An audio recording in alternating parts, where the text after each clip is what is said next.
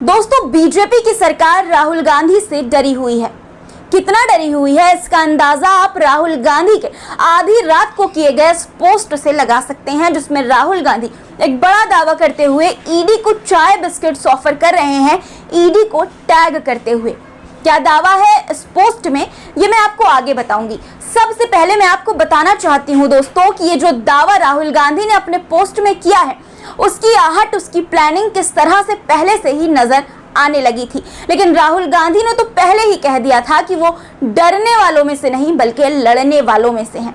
दोस्तों, भाजपा के नेता और नेत्री राहुल गांधी की जात को लेकर उन्हें अपमानित कर रहे थे। कई दिनों से उन पर आरोप लगा रहे थे कि वो संसद में ड्रग या शराब का नशा करके आते हैं, उनका ड्रग टेस्ट होना चाहिए। और ये बातें दोस्तों राहुल गांधी की इमेज को टारगेट करने के लिए, उन्हें नीचा दिखाने के लिए, उन्हें डराने, उनकी आवाज को दबाने के लिए कही जा रही थी। प्रधानमंत्री नरेंद्र मोदी के मार्गदर्शन में कही जा रही थी, क्योंकि वो खुद अनुराग ठाकुर के बयान को प्रमोट करते हैं। जैसा कि आप इस पोस्ट में देख सकते हैं कि जब संसद में अनुराग ठाकुर ने राहुल गांधी को अपमानित करते हुए ये कहा था कि जिनकी जात का पता नहीं वो जातीय जनगणना की बात करते हैं, तो प्रधानमंत्री नरेंद्र मोदी ने उनके भाषण को अपने एक्स पर प्रमोट किया था और ये कहा था कि सबको अनुराग ठाकुर का ये बयान सुनना ही चाहिए।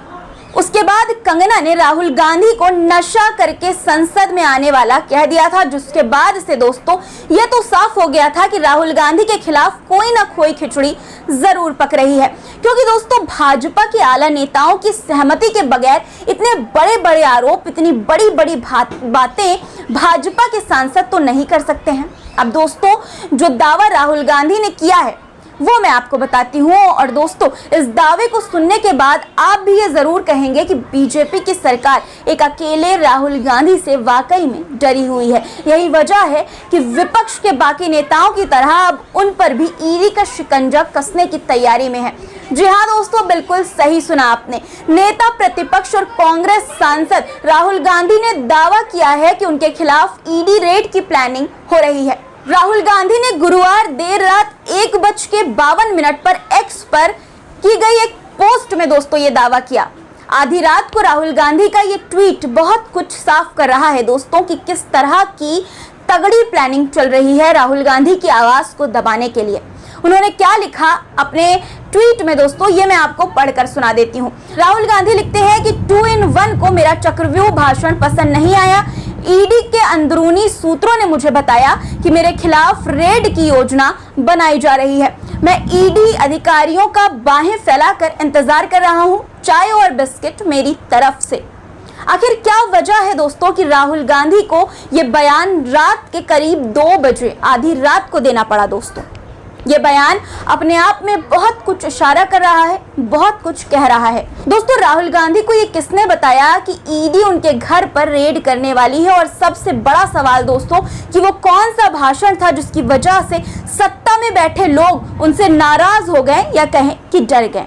दोस्तों राहुल गांधी ने ये दावा क्यों किया ये आपको समझना होगा, क्योंकि दोस्तों ये पहली बार नहीं है, इससे पहले भी राहुल गांधी के साथ ऐसा हो चुका है। दोस्तों जब उन्होंने अडानी के ऊपर संसद में भाषण दिया था, तब उसके बाद गुजरात की एक अदालत में मोदी और चोर वाला जो मामला था वो सक्रिय हो गया था और कुछ ही दिनों में राहुल गांधी की सांसदी भी चली गई थी और उनसे उनका बंगला भी छीन लिया गया था।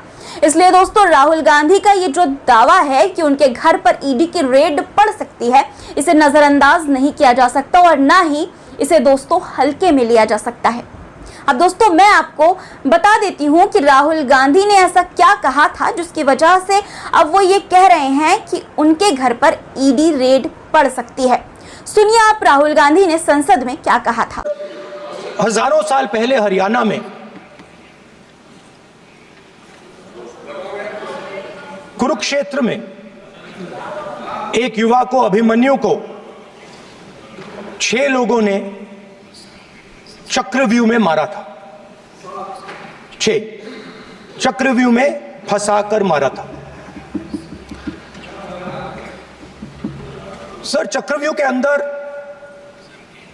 डर होता है, हिंसा होती है और अभिमन्यु को चक्रव्यूह में फंसाकर ट्रैप कर कर 6 लोगों ने मारा।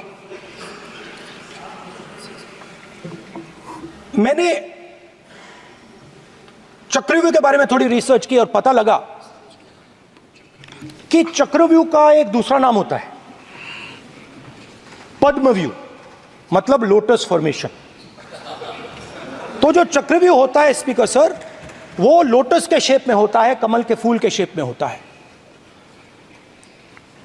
21वीं सदी में सर एक नया चक्रव्यूह तैयार हुआ है स्पीकर सर, वो भी लोटस की शेप में है सर, और उसका चिन्ह प्रधानमंत्री जी अपनी छाती पर लगा के चलते हैं सर। जो अभिमन्यु के साथ किया गया था, जो अभिमन्यु को चक्रव्यूह में फंसाया गया था, वही हिंदुस्तान के साथ किया गया है। हिंदुस्तान के युवाओं के साथ, हिंदुस्तान के किसानों के साथ, हमारी माताओं बहनों के साथ, स्मॉल बिजनेसेस के साथ, मीडियम साइज बिजनेस के साथ। सर अभिमन्यु को 6 लोगों ने मारा था। उनके नाम द्रोणाचार्य, कर्ण, कृपाचार्य, कृतवर्मा, अश्वत्थामा और शकुनी। सर आज भी चक्रव्यूह के बीच में 6 लोग हैं सर। चक्रव्यूह के बिल्कुल सेंटर में, चक्रव्यूह में हजारों लोग होते हैं सर, मगर उसके बिल्कुल सेंटर में 6 लोग कंट्रोल करते हैं। तो जैसे उस टाइम 6 लोग कंट्रोल करते थे, वैसे आज भी 6 लोग कंट्रोल कर रहे हैं चक्रव्यूह को। नरेंद्र मोदी जी, अमित शाह जी, मोहन भगवत जी, अजीत दोवल जी, अंबानी और अदानी जी कंट्रोल कर रहे हैं। दोस्तों, राहुल गांधी ने 29 जुलाई की बजट पर चर्चा के दौरान लोकसभा में प्रधानमंत्री नरेंद्र मोदी पर हमला किया था। दावा किया था कि 21वीं सदी में एक नया चक्रव्यूह बनाया गया है। उन्होंने कहा था कि अभिमन्यु को 6 लोगों ने मारा था, आज भी चक्रव्यूह के बीच में 6 लोग हैं। इन 6 लोगों में दोस्तों राहुल गांधी ने प्रधानमंत्री नरेंद्र मोदी और गृह मंत्री अमित शाह का नाम भी लिया था। इसके बाद से ही बीजेपी के नेता और नेत्री कंगना रनौत राहुल गांधी के बारे में आपत्तिजनक टिप्पणियां कर रहे थे और प्रधानमंत्री नरेंद्र मोदी ने तो अनुराग ठाकुर के बयान को ही प्रमोट कर दिया था अपने एक्स पर। दोस्तों, अब राहुल गांधी के इस बड़े दावे के बाद एक बार फिर से कंगना रनौत सामने आई है और उन्होंने किस तरह का बयान दिया है वो आप सुनिए।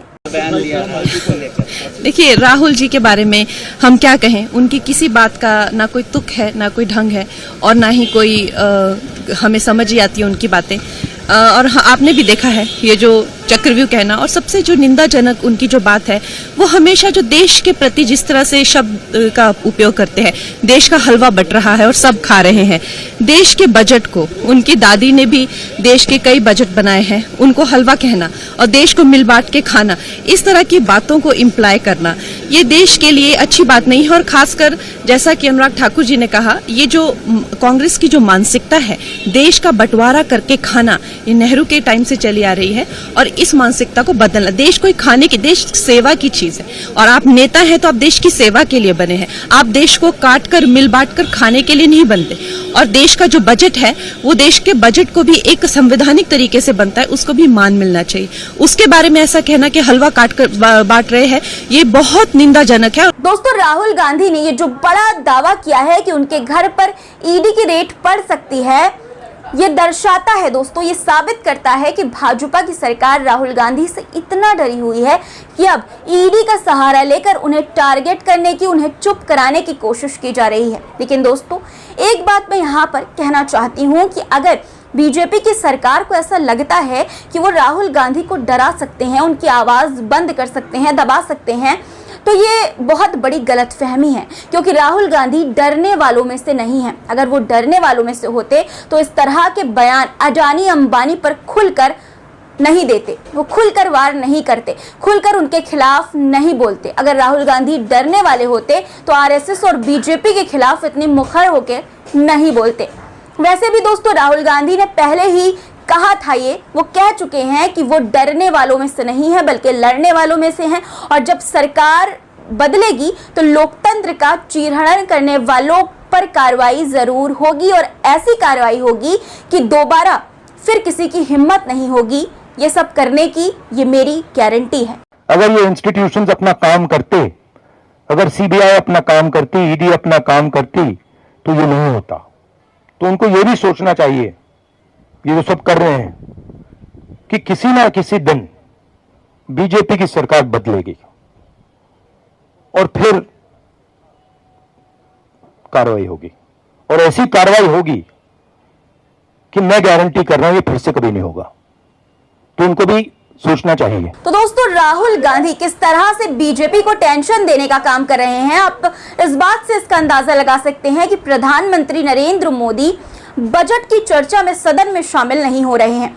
प्रधानमंत्री एक तरफ सदन नहीं आ रहे हैं और दूसरी तरफ राहुल गांधी आधी रात को ट्वीट करके ये दावा कर रहे हैं कि ईडी रेड की तैयारी में है और वो चाय बिस्किट के साथ उनका इंतजार कर रहे हैं।